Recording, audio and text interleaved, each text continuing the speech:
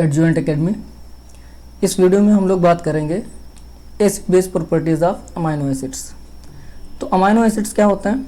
जैसे कि amino acids के बारे में हम लोगों को पता है कि फिजियोलॉजिकल पीएच पर अमाइनो एसिड्स अपने आयनिक फॉर्म में रहते हैं। आयनिक फॉर्म का मतलब क्या हुआ? आयनिक फॉर्म का मतलब ये है कि फिजियोलॉजिकल पीएच पर जो भी आयनाइजेबल ग्रुप हैं उस अमाइनो एसिड्स के वो अपने किस फॉर्म में रहेंगे? अपने वो आयनिक फॉर्म में रहेंगे। उनका जो आयनाइजेबल ग्रुप है या तो पॉजिटिव चार्ज होगा या तो नेगेटिव चार्ज होगा। ठीक, जैसे कि हम बना लेते हैं, ये मान लो अल्फा कार्बन है, ये प्रोटॉन है। अब ये कोई अनचार्ज मान लेते हैं, अभी चार्ज वाले अमाइनो एसिड नहीं मानते हैं, अनचार्ज वाले जैसे ग्लाइसिन हो गया, वेलिन हो गया, ल्यूसिन हो गया, आइसोल्यूसिन हो गया। ठीक है, और ये हमारा हो गया कार्बोक्सिलिक ग्रुप, ये भी किस फॉर्म में है? अपने आयनिक फॉर्म में है। और ये अपना हो गया अमाइनो ग्रुप, ये भी किस फॉर्म में है? आयनिक फॉर्म में। ठीक, ये हमारा होता है एट फिजियोलॉजिकल पीएच। ठीक है, एट फिजियोलॉजिकल पीएच, ये अराउंड 7 हम समझ सकते हैं अपने अंडरस्टैंडिंग के लिए। ठीक, तो फिजियोलॉजिकल पीएच पर जो भी आयनाइजेबल ग्रुप हैं वो सारे अपने आयनिक फॉर्म में हैं। ठीक, जब आयनिक फॉर्म में हैं तो ये दोनों ग्रुप किस तरीके से एक्ट कर सकते हैं वो हमको पता करना है। वही हमको पता करना है कि acid base properties of amino acid. देखो, सपोज करो कि अगर हम पीएच बढ़ा दें, ठीक, अगर हम पीएच बढ़ा दें अपने ये फिजियोलॉजिकल पीएच 7 से, अगर हम आगे की तरफ जा रहे हैं, पीएच 9, 10, 11, 12 की तरफ जा रहे हैं, तो मीडियम में क्या होगा? मीडियम में एच का कॉन्सेंट्रेशन क्या होगा? कम होगा। ठीक है, एच का कॉन्सेंट्रेशन क्या हो जाएगा? कम हो जाएगा ओ एच के कॉन्सेंट्रेशन से। तो क्या होगा? उस मीडियम में ये जो अपना अमाइनो ग्रुप है जो कोई प्रोटोनेटेड है, अपने आयनिक फॉर्म में है, वो अपना प्रोटॉन रिलीज कर देगा मीडियम को इक्विलिब्रेट करने के लिए। तो हमारी स्पीसीज कैसी मिल जाएगी? अब अमाइनो ग्रुप ने तो अपना प्रोटॉन रिलीज कर दिया, ये कैसा हो गया? न्यूट्रल हो गया। जब न्यूट्रल हो गया और इसके पास तो ऑलरेडी ये निकाल चुका था, तो अभी आयनिक फॉर्म में H हो गया, ये R हो गया। तो अभी हम ये क्या देखते हैं, फिजियोलॉजिकल पीएच से हम पीएच, ये मान लो पीएच मोर देन 11 पीएच, इस साइड में जाते हैं तो हमारा जो अमाइनो ग्रुप है वो प्रोटॉन को क्या करता है? रिलीज कर देता है। वो प्रोटॉन को क्या करता है? रिलीज कर देता है और अपने अनआयनिक फॉर्म में आ जाता है, न्यूट्रल हो जाता है। तो हम कह सकते हैं कि यहाँ पर अमाइनो ग्रुप क्या कर रहा है? एक्ट एज ए, इस कंडीशन में हम कह सकते हैं हमारा जो फिजियोलॉजिकल पीएच वाला अमाइनो ग्रुप है एक्ट एज ए एसिड। ये बात आप क्लियर है? ठीक, सेम कंडीशंस, अगर बहुत ज़्यादा हाई पीएच से हम फिजियोलॉजिकल पीएच की तरफ आना चाहेंगे, जस्ट अपोजिट हो जाएगा।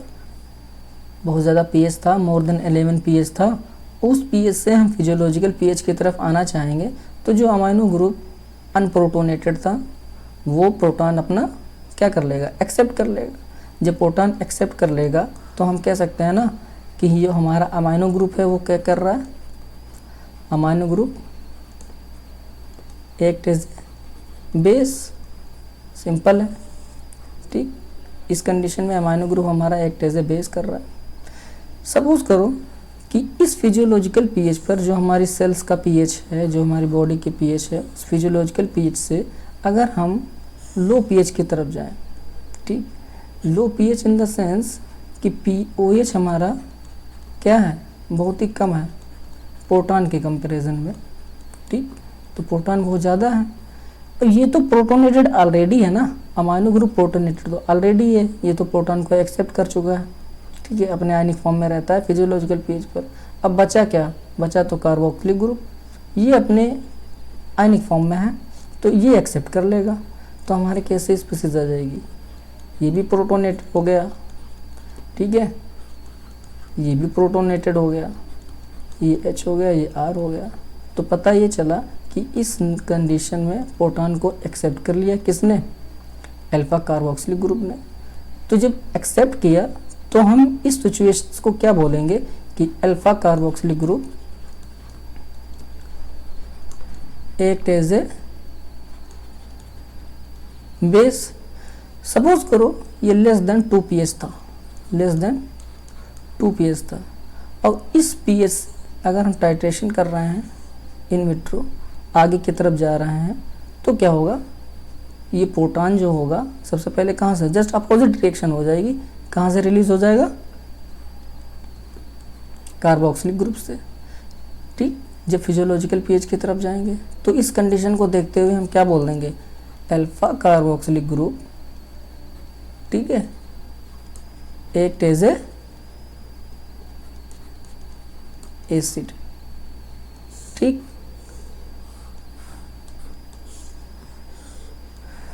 तो पता ये चला कि जो हमारा फिजियोलॉजिकल पीएच पर अमाइनो ग्रुप है और फिजियोलॉजिकल पीएच पर जो कार्बोक्सिलिक ग्रुप है अपने आयनिक फॉर्म में है दोनों, वो एक्ट एज ए बेस और एक्ट एज ए एसिड काम कर सकते हैं। जैसे कि कार्बोक्सिलिक ग्रुप अपने आयनिक फॉर्म में है फिजियोलॉजिकल पीएच पर, अगर उसकी बात करें कि उस फिजियोलॉजिकल पीएच से अगर कम की तरफ जाएंगे तो वो एक्ट एज ए बेस करता है क्योंकि एक्सेप्ट कर लेता है, और उसी कार्बोक्सिलिक ग्रुप को अगर बिल्कुल लो पीएच से फिजियोलॉजिकल पीएच की तरफ हम लेकर जाते हैं तो वो एक्ट एज ए एसिड काम करता है क्योंकि रिलीज कर देता है।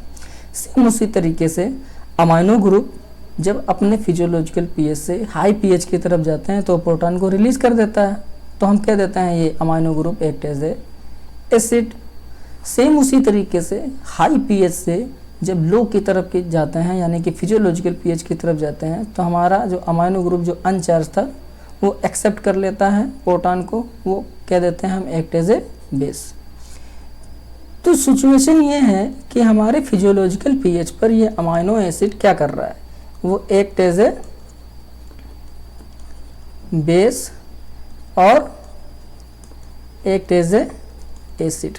ठीक, तो आपको ये समझना है कि दोनों ग्रुप, ठीक है, चाहे अल्फा अमाइनो ग्रुप हो, ठीक है, फिजियोलॉजिकल पीएच वाला, चाहे अल्फा कार्बोक्सिलिक ग्रुप हो फिजियोलॉजिकल पीएच वाला, बोथ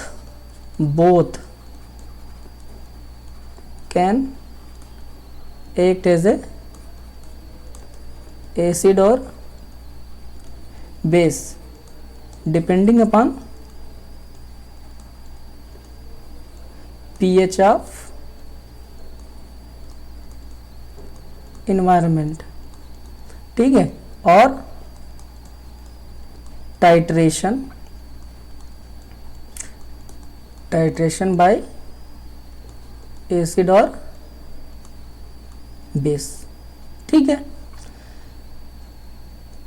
तो ऐसे मॉलिक्यूल्स को जिसमें ऐसी प्रॉपर्टीज हो वो कभी एक्ट एज ए बेस भी करे, एक्ट एज ए एसिड भी करे, प्रोटॉन को एक्सेप्ट भी करे, प्रोटॉन को रिलीज भी करे।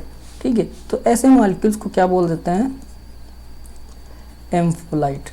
ठीक है, एम्फोलाइट या एम्फोटेरिक मॉलिक्यूल्स। ठीक, चूँकि इसको हमने क्या माना है, अनआयनिक फॉर्म में माना है, इसके ऊपर कोई चार्ज नहीं है, तो अभी हम देखेंगे इस पर पॉजिटिव चार्ज भी है, इस पर निगेटिव भी चार्ज।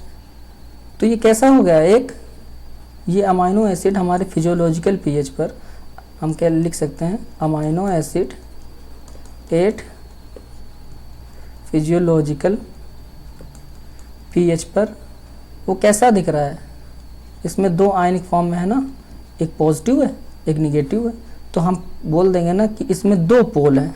ठीक है, दो पोल हैं, एक पॉजिटिव एक निगेटिव, तो इसको क्या बोल देंगे, डाईपोलर आयनिक फॉर्म, या इसको दूसरा नाम भी दे देते हैं बाईपोलर आयनिक फॉर्म। ठीक है, या इसको ये भी कह दे सकते हैं कि ये कैसा है, एक ज़्विटर आयनिक फॉर्म में, ज़्विटर आयनिक फॉर्म।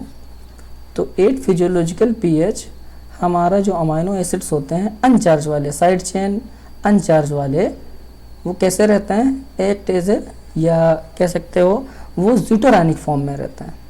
ठीक है, उनमें बाईपोलर आयनिक फॉर्म में रहते हैं, पॉजिटिव चार्ज भी होता है अमाइनो ग्रुप पर, निगेटिव चार्ज होता है अपने कार्बोक्सिलिक ग्रुप पर। ये तो हो गई उन सारे अमाइनो एसिड्स की बात जिनकी साइड चेन में कोई आयनाइजेबल ग्रुप नहीं है। यहीं पर अगर लाइसिन होता तो उसमें क्या हो जाता है CH2 का होल 4, ठीक है, एक और अमाइनो ग्रुप, तो ये भी चार्ज के फॉर्म में रहता है, ठीक। तो प्लस और माइनस क्या हो जाता है, बैलेंस हो जाता है, इसके ऊपर चार्ज क्या हो जाता है +1, है कि नहीं। इसी तरीके से ग्लूटामिक एसिड होता, तो इसमें मान लो CH2 का होल ट्वाइस COO माइनस, तो प्लस माइनस बैलेंस हो जाता है, इस पर चार्ज क्या रहता है -1। तो एसिडिक अमाइनो एसिड पर फिजियोलॉजिकल पीएच पर चार्ज क्या आता है -1। बेसिक अमाइनो एसिड पर फिजियोलॉजिकल पीएच पर चार्ज क्या आता है +1, ठीक है। और ये जो अगर हम अनआयनिक फॉर्म वाले स्पीसीज देखें, अमाइनो एसिड देखें, glycine, proline, valine, leucine, isoleucine, वो सारे फिजियोलॉजिकल पीएच पर कैसे रहते हैं, अपने ज़्यूटारायनिक फॉर्म में, डाइपोलर आयनिक फॉर्म में रहते हैं। अगर उन अमाइनो एसिड्स को निकाल कर उसी फिजियोलॉजिकल पीएच पर मूव किया जाए, ठीक है, इलेक्ट्रोफोरेसिस किया जाए, वो किधर की तरफ मूव करेंगे, ना इधर मूव करेंगे ना इधर मूव करेंगे, वो अपने कहाँ सेंटर पर रहेंगे। लेकिन उसी फिजियोलॉजिकल पीएच पर अगर हम लाइसिन को निकाला जाए और उसी फिजियोलॉजिकल पीएच पर रखें तो क्या होगा, लाइसिन पर पॉजिटिव चार्ज होगा, जब पॉजिटिव होगा वो किधर मूव करेगा, केटाइन की तरफ मूव करेगा, है कि नहीं।